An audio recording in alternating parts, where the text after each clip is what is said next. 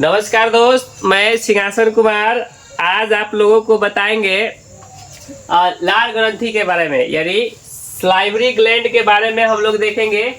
Salivary gland जो होते हैं ये हमारे मुख में पाए जाते हैं और इससे लार का स्रावित होता है, यानी लार निकलता है। और ये निकलता है तो हमारे लार में बहुत सारा एंजाइम होते हैं, सबसे अधिक मात्रा में होता है टाइलिन। तो लार ग्रंथि क्या है? तो ये लार ग्रंथि जो है मनुष्य के मुख में पाए जाने वाला एक ग्रंथि है। इससे लार का श्रवण होता है, अर्थात लार स्रावित होता है और ये भोजन के पाचन में सहायक होता है। और जब भोजन के पाचन में ये सहायक होता है तो कौन कौन से एंजाइम निकलता है, तो हम लोग लिखते हैं लार ग्रंथि से निकलने वाला एंजाइम के नाम। तो सबसे अधिक मात्रा में निकलता है टाइलिन।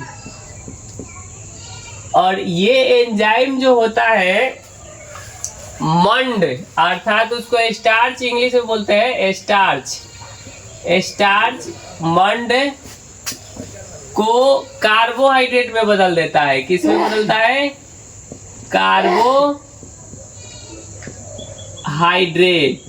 कार्बोहाइड्रेट में बदलता है। तो अधिक मात्रा में टाइलिन ही निकलता है। और दूसरे का एंजाइम निकलता है डाइएस्टेज। मार्कर दूसरा लीजिए। डाइएस्टेज। और ये क्या करता है कि ये कार्बोहाइड्रेट को पचाने में सहायक करता है।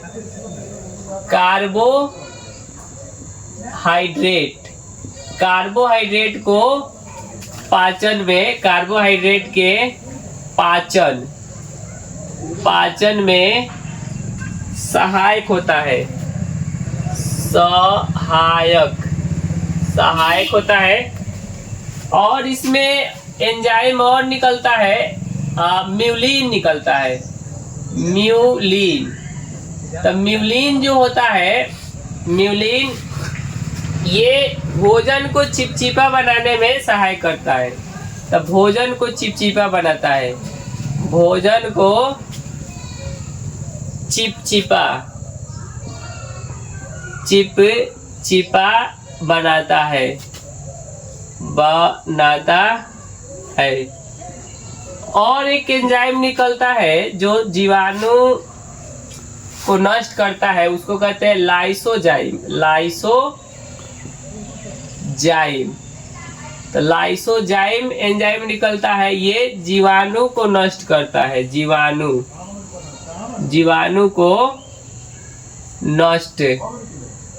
तो कोई पूछेगा लार ग्रंथि से कितना एंजाइम निकलता है, तो ये 4 प्रकार के एंजाइम निकलता है। सबसे अधिक मात्रा में टाइलिन निकलता है। तो हम लोग बता देते हैं कि टाइलिन ही याद रखिएगा, लेकिन आप लोग ये चारों एंजाइम का नाम याद रखेंगे और चारों का काम लिख दिए है ये क्या क्या करता है। अब देखिए लार ग्रंथि में जो लार ग्रंथि होता है वो मुख्य रूप से 3 ग्रंथि पाए जाते हैं। तो यहाँ लिख देते हैं तीनों के नाम। मुख्य लार ग्रंथि का नाम।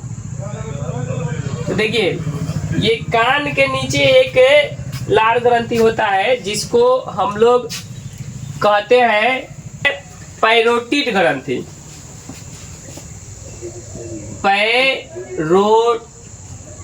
पैरोटिड ग्रंथि, इसको हम लोग बोलते हैं पैरोटिड ग्लैंड। और ये जबड़े के नीचे जो होता है उसको बोलते हैं सब मैंडिबुलर ग्रंथि। तो दूसरा जो ग्रंथि हो जाएगा सब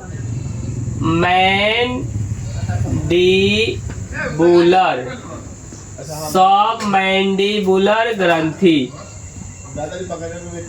सब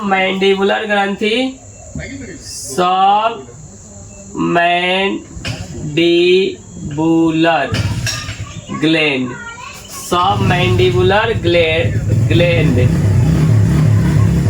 और तीसरा जो होता है, तीसरा जीभ के नीचे एक लार ग्रंथि पाए जाते हैं जिसको हम लोग कहते हैं सबलिंगुअल ग्लैंड।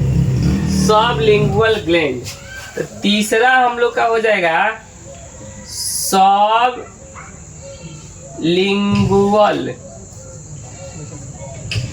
ग्रंथि।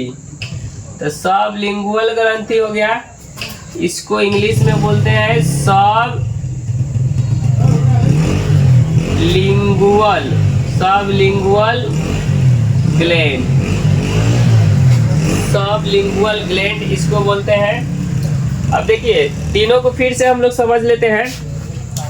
मुख्य रूप से लाल ग्रंथि जो होता है ये तीन होता है।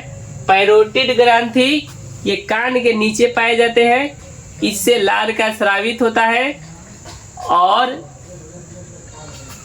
अधिक मात्रा में जो लार देखा जाए तो छोट बच्चे में होता है। जैसे जैसे एज बढ़ते जाता है लार का स्रवण जो होता है धीरे धीरे कम होने लगता है।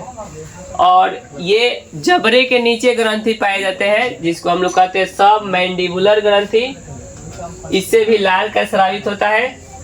और एक जीभ के नीचे लार ग्रंथि पाए जाते हैं जिसको कहते हैं सबलिंगुअल ग्रंथि, इससे भी लार का स्रावित होता है, सबलिंगुअल ग्लैंड।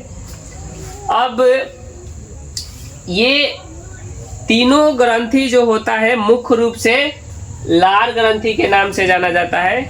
और ये तीनों हमारे मुंह में होता है और ये तीनों से लार ही स्रावित होता है। अब इसके बाद क्या होता है कि भोजन मुख्य गुहा से डाइजेशन होकर ग्रसनी में पहुंचता है और पहुंचता है भोजन आमाशय में। तो आमाशय के बारे में हम लोग अगले वीडियो में पढ़ेंगे। और इस वीडियो में इतना ही जानकारी देते हैं। तब तक के लिए बहुत बहुत धन्यवाद।